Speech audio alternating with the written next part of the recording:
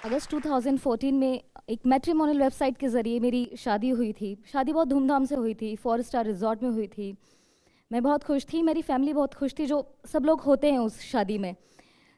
और फिर फिर 2016 27 जन को मुझे एक स्पीड पोस्ट से एक लेटर मिलता है, जो मेरे हस्बैंड भेजते हैं मुझे, जिसमें मुझे ट्रिपल तलाक के तहत तलाक मिल चुका था। मेरा नाम आफरीन रहमान है और मैं आपको यहाँ पर बताना चाहती हूँ कि एक औरत होते हुए भी आप अपनी आवाज़ कैसे उठा सकती हैं। मेरी फादर की डेथ 2009 में हो गई थी, करीब मैं उधर तब 20-21 साल की होंगी। तो I just left with my 2 brothers and my mom. और मेरी शादी इंदौर हुई थी, तो मैं 2015 अक्टूबर को जयपुर आई हुई थी। मुझे जोधपुर जाना था एक शादी में। तो रात को हम बस में बैठे और बस में मेरी आंख लग गई थी। जब धक्के से बस मेरी आंख खुली तो मैं देखती हूँ मेरी ज़िंदगी बदल गई थी, क्योंकि उस बस का एक्सीडेंट हो गया था। उस एक्सीडेंट में मैं अपनी मॉम को खो चुकी थी और मुझे भी बहुत सी चोटें आई थी। मेरी 7-8 रिब्स फ्रैक्चर हो गई थी, बहुत सारे स्टिचेस आए थे मेरे चेहरे पर, मेरे हाथ पर। तो एक उस हादसे ने मुझे, मेरे शरीर को नहीं, मेरे दिल दिमाग को तोड़ दिया था। बिकॉज मैं उस एक्सीडेंट में मेरी मदर को खो चुकी थी, जो मेरा सबसे बड़ा सपोर्टिव सिस्टम थे, और जो कि शायद मदर आपकी ज़िंदगी में एक ही होती हैं। और उस वक्त मेरे हस्बैंड आए थे, 10 दिन मेरे साथ रहे, मुझे टेक केयर करा, और फिर वो वापस इंदौर चले गए थे। और मैं इस तरह से मैं जयपुर रह गई थी मेरे रिलेटिव्स के पास। फिर कुछ टाइम बाद उन्होंने मुझे सब जगह से ब्लॉक कर दिया, लाइक सोशल मीडिया से, व्हाट्सएप से, फेसबुक से, और मेरी बात नहीं हो पाती थी। और मैं उस वक्त इतनी मेंटल या फिज़िकल इतनी स्ट्रांग नहीं थी, बिकॉज कि मैं वो जाके बात पता कर सकूं, बिकॉज मैंने अपनी मम्मी को खो दिया था और डॉक्टर ने मुझे ट्रैवलिंग के लिए अलाउ नहीं करा था। उसके बाद ये फिर लेटर आता है 2016 में 27 जनवरी को। मुझे पता नहीं था वो लेटर आ गया है। फिर 1 फेब की बात है 2016 की। मेरे जो ब्रदर हैं मुझे इंदौर लेके जाते हैं और हम इंदौर जाते हैं। फिर मेरे ब्रदर कोर्ट जाते हैं मेरे हस्बैंड से बात करने, और वो वापस आते हैं। तो मैं उनसे पूछती हूँ कि आपकी क्या बात हुई है मेरे हस्बैंड से। तो यही कहते हैं कि जो भी बात हुई है, उन्होंने ये कहा है कि मैं अपनी ममा से बात करके बताऊंगा कि मुझे आफरीन से बात करनी चाहिए या नहीं चाहिए, और मैं आपको 1 घंटे में जवाब देता हूँ। वो 1 घंटा भी हो गया, उन्होंने कोई फ़ोन पिक नहीं करे, उसके बाद स्विच ऑफ कर दिए थे फ़ोन। इस तरीके से फिर हम सब जगह, मैंने उनको ढूंढने गई, सब जगह पे मैंने ताले पाए, उनके घर पर, उनके ऑफिस पर, कोर्ट में, और पड़ोसियों से भी मैंने पूछा, बट वहाँ से भी कोई जवाब नहीं मिला। फिर जब वापस हम होटल आए इंदौर में ही, तब भैया ने कहा चलो अब वापस जयपुर जाना है। तो मैं उनसे ज़िद करने लग गई कि नहीं, मैं अब काफ़ी महीने हो गए हैं, मुझे बात पता करनी है कि आखिर मसला क्या है, मैं बात करके ही जाऊंगी। जब वो ज़्यादा ज़िद होने लगी, तब मेरे भाई ने मुझे वो डाइवोर्स लेटर बताया फ़ोन में। जैसे जैसे मैं वो डाइवोर्स लेटर पढ़ रही थी, उसमें लिखा था कि मैं अब तुम्हारे साथ नहीं रहना चाहता हूँ, अब हमारा रिश्ता ख़त्म होता है, मैं तुम्हें तलाक देता हूँ। मेरा एकदम से मुझे ऐसा लग रहा था कि पता नहीं क्या हो रहा है, मेरा दिल ऐसे बाहर निकल कर आ रहा है। और जब मैं मतलब पूरा पढ़ रही थी उसे, वो धीरे धीरे करके मैंने 9-10 बार पढ़ा होगा उसको। और जब पढ़ा, बाद में सब कुछ समझ आया, तो मैं मतलब बिलक बिलक के रोने लगी, जैसे छोटे बच्चे होते हैं ऐसे ही। मतलब उसके बाद ज़िंदगी एक जिंदा लाश की तरह बन गई थी कि बच्चे खेल रहे हैं, टीवी चल रही है, मुझे कुछ समझ में नहीं आता था कि अब ज़िंदगी में क्या करना चाहिए। मुझे लगता था कि अब मेरा वजूद, मैं अब ज़िंदा रहूं भी या न रहूं। बहुत बार सुसाइड का ट्राई करा, लेकिन कहते हैं ना, ज़िंदगी थोड़ी थोड़ी आगे बढ़ती ही है। और इसी तरीके से मैं एक बार न्यूज़पेपर पढ़ रही थी, तो एक यूपी के जज ने अपनी वाइफ को इंस्टेंट ट्रिपल तलाक दे दिया था। तो मुझे लगा कि यार, लॉ मेकर बनाने, मतलब ये जो लॉ बनाने वाले ऐसा कर सकते हैं, तो फिर आम इंसान का तो कुछ हो ही नहीं सकता है। इस तरीके से मतलब मुझे और सारी चीज़ें, फिर मैं जब खुद के साथ होता है तो ज़्यादा पता लगता है। तो मैं कुरान शरीफ में, हदीत में, या जो भी लोग होते हैं उनसे इस मतलब मुतालिक बात करने लगी कि आखिर है क्या, क्या सही है, क्या गलत है। फिर इसी बीच सायरा बानो जी की पेटिशन आई, उन्होंने सुप्रीम कोर्ट में पेटिशन फाइल करी थी ये। तो उनसे मुझे और हिम्मत मिली, मैंने भी फिर मार्च 2016 में इस तरह से पेटिशन फाइल कर दी। मार्च 2016 में मेरी पेटिशन फाइल हो गई।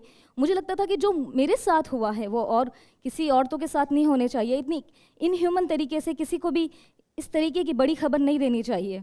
और फिर इस तरीके से मतलब मुझे पता था कि वो सारी चीज़ें हो रही हैं, बहुत से लोगों के साथ हो रही हैं। तो 1 से 2 हुए और हम फिर मिलके 5 पेटिशनर बन गए। उसके बाद अप्रैल 2016 की बात है, मेरे पास मम्मी नहीं थी, मेरे पास पापा नहीं थे। मेरे जो सबसे बड़े भाई थे, उनका एक एक्सीडेंट में डेथ हो गई थी अप्रैल 2016 में ही। तो एक जो पॉजिटिव चीज़ें आई थी, जो थोड़ी सी होप्स आई थी, जो थोड़े से स्ट्रांगनेस आई थी वो सारी एक बैक स्टेप पे चली गई। वापस एक से एक आपके फैमिली मेम्बर्स को खोते जाना बहुत बड़ी चीज़ होती है। उसके बाद फिर थोड़ी ठीक है, लाइफ संभलती रहती है सबकी, शायद मैं इतनी स्ट्रांग हूँ। और उसके बाद फिर डिबेट्स के इन्विटेशंस आने लगे, तो मीडिया में डिबेट्स होते थे, टॉक शोज़ होते थे, वहाँ पे मुस्लिम स्कॉलर्स बहुत आते हैं। दो पार्टी होती है, एक फेवर में होती है, एक अगेंस्ट में होती है, तो अगेंस्ट में ज़्यादातर मुस्लिम स्कॉलर्स आते हैं। जब डिबेट्स में जाती थी मैं, तब मुझे वो कहते थे कि आपको तो आरएसएस का शायद फंड मिल रहा है कहीं से, आप बहुत बोल्ड हो, आपका कैरेक्टर ख़राब होगा, ऐसी ऐसी चीज़ें मुझे सुनने को मिलती थी। तो मैं उनसे ये कहती थी कि आरएसएस का फ़ंड क्या, मैंने अपनी वकील को आज तक की जो फ़ीस है वो सिर्फ 10,000 रुपीज़ दी है, शायद वो स्टेशनरी या कोर्ट की फ़ीस में ही निकल गई होगी। और मैं बोल्ड क्या, मैं एक एजुकेटेड वुमेन हूँ, मुझे सब कुछ पता है, मैंने पढ़ा है इस बारे में कि जो तलाक हैं, ये इंस्टेंट ट्रिपल तलाक, कुरान में तलाक बिद्दत का वर्ड का मतलब होता है गलत गुनाह। तो जो तलाक, जो वर्ड कुरान में गलत और गुनाह माना गया है, वो कैसे सही हो सकता है? तलाक 3 तरीके से होते हैं, तलाक अहसन, तलाक हसन और तलाक बिद्दत।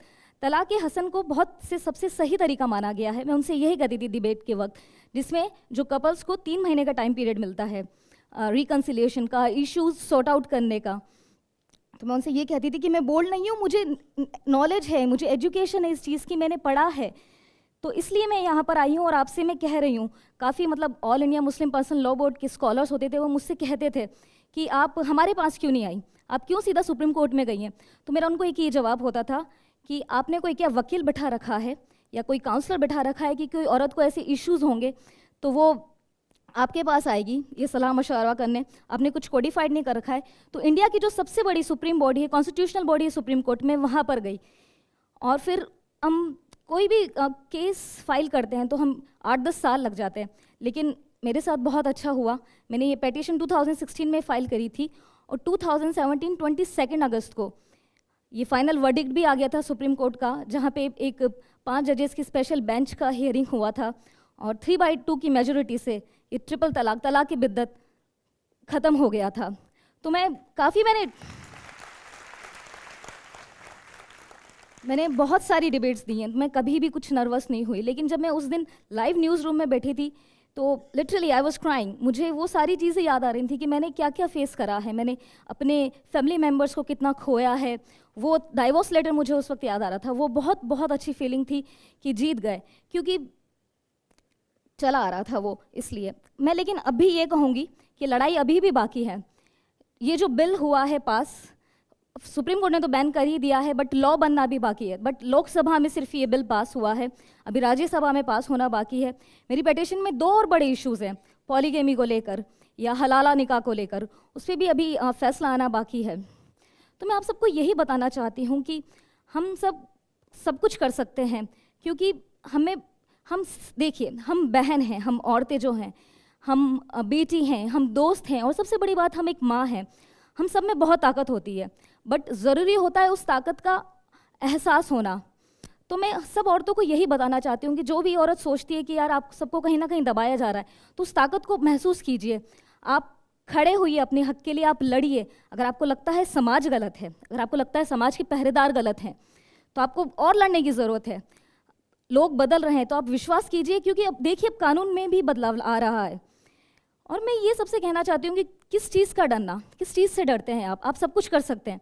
एक चीज़ में क्यों फिट होकर रहना जो सालों से चली आ रही है, जबकि आप जानते हैं कि यार आप बड़ी से बड़ी चीज़ कर सकते हैं, जैसे मैंने करी है। जैसे इस्लाम के नाम पर ये 1400 सालों से so called level practice instant triple तलाक के नाम पर चली आ रही थी, वो बैन हो गई, कानून बनने वाला है, इंशाल्लाह वो ज़रूर बनेगा। तो बस उस वक्त मैं अपने डर से बाहर निकल कर यही साबित करना चाहती थी कि जो हुआ है, जिस तरीके से हुआ है, वो गलत था, उसको रोकना ज़रूरी है।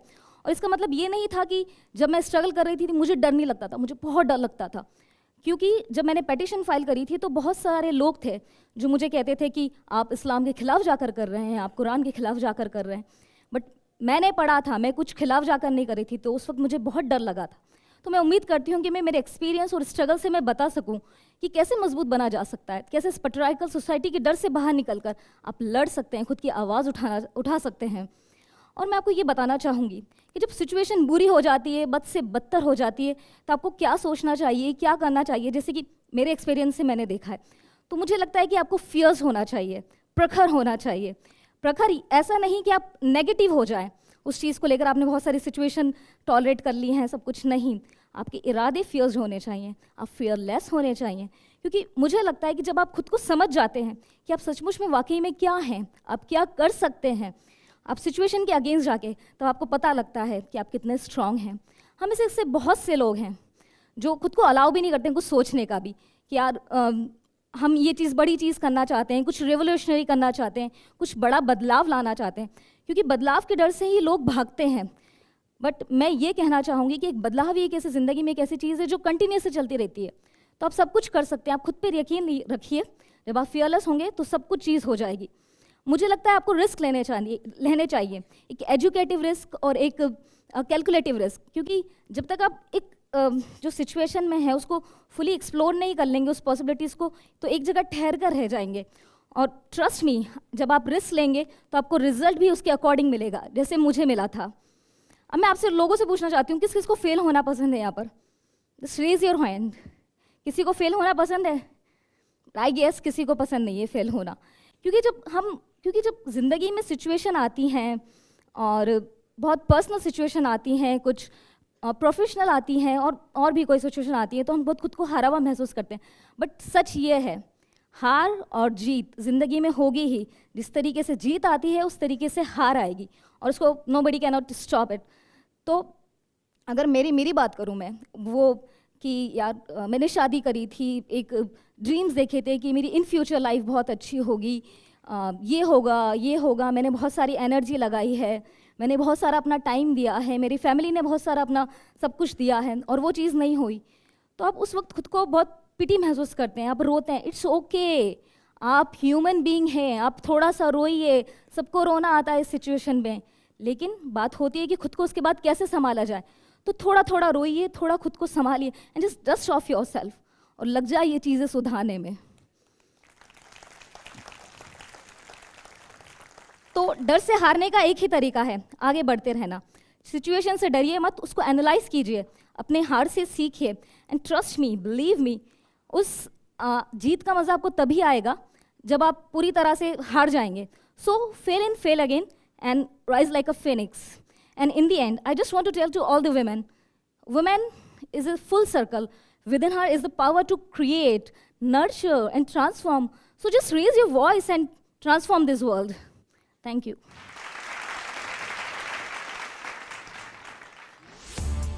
इस वीडियो के बारे में अपनी राय नीचे कमेंट सेक्शन में हमें बताएं और अपने दोस्तों के साथ ये वीडियो शेयर करना ना भूलें।